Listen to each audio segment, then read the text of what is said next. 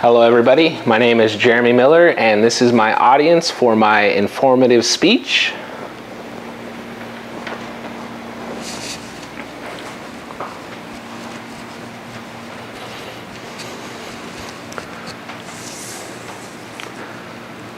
The lights come on, your heart begins to race.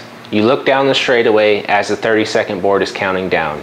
You start to rev your engine as the gate begins to drop, shooting you out like a bullet from a gun.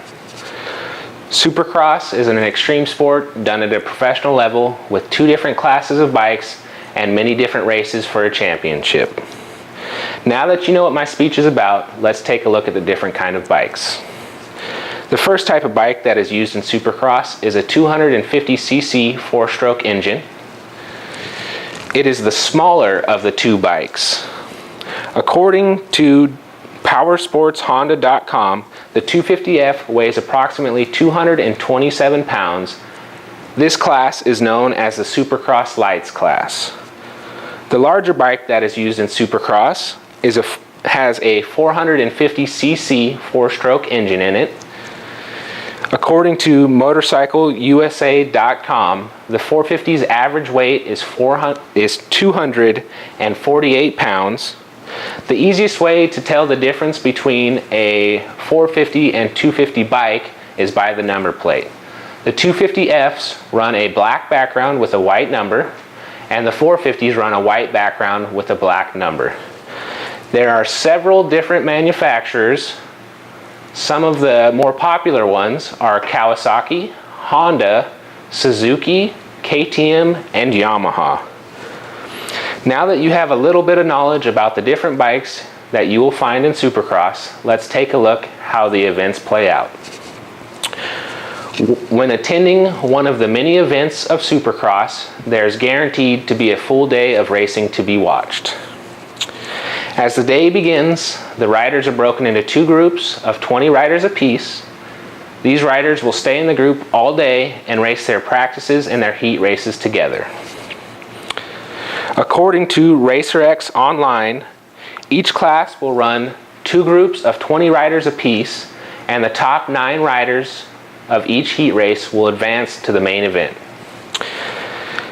After the heat races take place, there's what they call a last chance qualifier, also known as an LCQ. This gives the remaining 11 riders of each heat race a chance to be taken into the main event. They take the top 2 riders.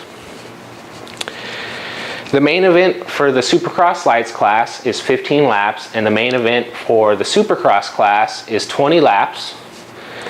Now that you know about the various races that take place at an event, let's take a look at how the championship will play out.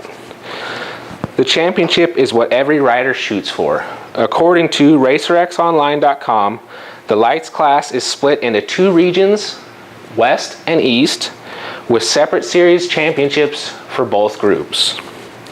The Supercross Lights class has 8 races for each region.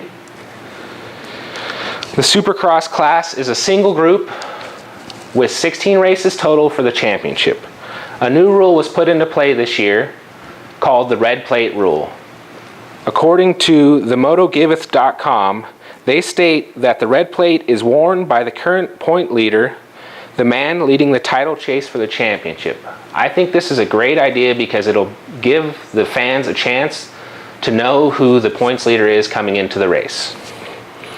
Some of the top riders this year is Ryan Dungey, Justin Barcia, James Stewart, and Ryan Villopoto. The winner of last year's Supercross season was Ryan Villopoto. So with the new red plate rule coming into the 2014 season, he will actually have the red plate on his bike for the season opener at Los Angeles. Supercross is an ever-growing sport with 2 different classes you can race in, the Supercross Lights and the Supercross class. There will never be a dull moment. Some of the world's greatest racers duke it out over the various races for the championship. Everyone's goal will be to claim the #1 spot and the championship along with it.